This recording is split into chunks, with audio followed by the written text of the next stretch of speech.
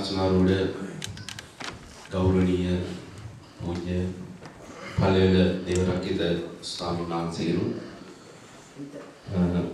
ගෞරවනීය පූජ්‍ය ගලිගමේ ඥානදීප ස්වාමීන් වහන්සේගෙනු අවසරයි හිතවත් මහතුරුනි නොනවරුනි අද අපිට විශේෂ අවස්ථාවක් එහෙම සඳහන් කරන්න හේතු වෙන්නේ දැන් පුරා දෙමසක් විතර අපේ සිස්සතන් ධර්ම ඥාණයෙන් පොහොසත් කරලා උතුම් වූ බුද්ධ දේශනාවන් සූත්‍රයන්ගෙන් සරලව ප්‍රණීත මధుරව අපිට පහදලා දීලා ඒ ගෞරවනීය ඥානදීප ස්වාමීන් වහන්සේගේ ඒ ධර්ම දේශනා මාලාවේ අවසානය ඒ වගේම ස්වාමීන් වහන්සේ විසින් ලියන ලද පොත්පත් ඒ දේශනාවන් ලෝපුරා සිටින ධර්මයේ අසන්නට දකින්නට කැමැති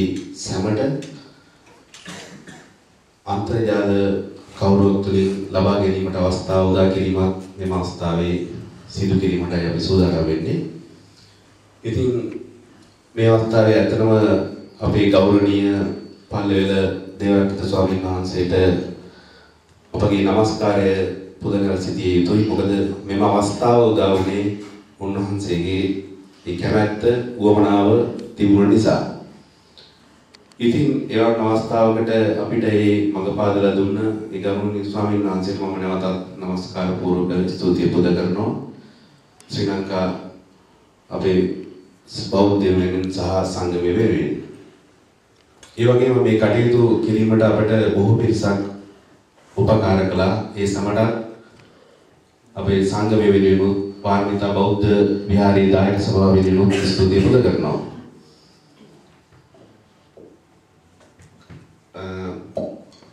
මේ වෙබ් අඩවිය ආරම්භ කිරීමට ප්‍රථම නිල වශයෙන් පොල්තෙල් පහනක් දල්වා ඒ කටයුතු ආරම්භ කිරීමට සූදානම් වෙනවා.